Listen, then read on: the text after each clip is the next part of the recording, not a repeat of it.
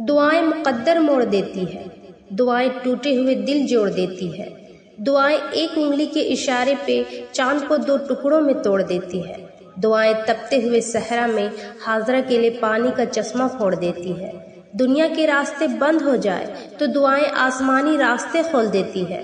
مت بھولو، جس نے دعا مانگنا سکھایا اس نے قبولیت کا بھی وعدہ کر رکھا ہے، اور اختتام میں تمہاری دعائیں تمہیں کیسے تھام لیتی ہے تم یہ گمان بھی نہیں کر سکتے۔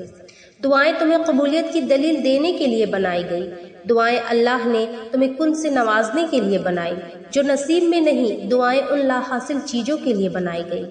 جو دعائیں قبولیت میں وقت لے رہی ہے وہ تمہاری نصیب میں لکھی جا چکی ہے، کیونکہ تمہاری انہی دعاؤں سے تمہاری من پسند چیز تمہاری جھولی میں ڈالی جا چکی ہے۔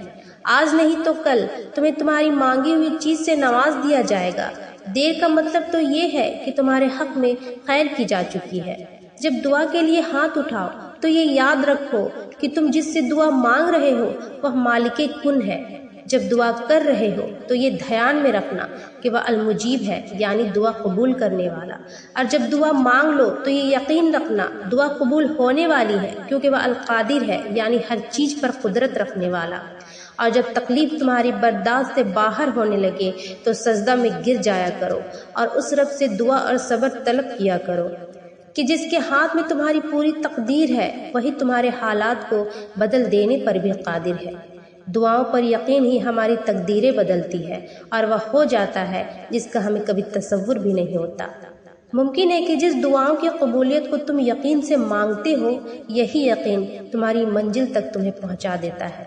سکون کی تلاش میں در بدر پھرنے کے بجائے اللہ کے حضور سجدہ کر لو، وہ سکون ملے گا جو پہلے کبھی نہیں ملا ہو۔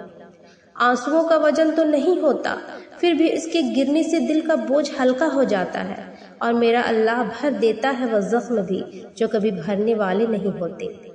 اللہ تمہارے دل سے کسی چیز کا خیال تب تک نہیں نکالتا جب تک تمہارے نصیب میں اس کے ملنے کی گنجائش رہتی ہے۔ اللہ کے فیصلوں پر راضی ہونے سے مصیبتیں آسان ہو جاتی ہے۔ وہ ایسا رحمان ہے جو کسی کا سوال رد نہیں کرتا۔ جس نے بن مانگے عطا کیا ہے وہ مانگنے پر کیوں مایوس کرے گا؟ تم مانگ کر تو دیکھو۔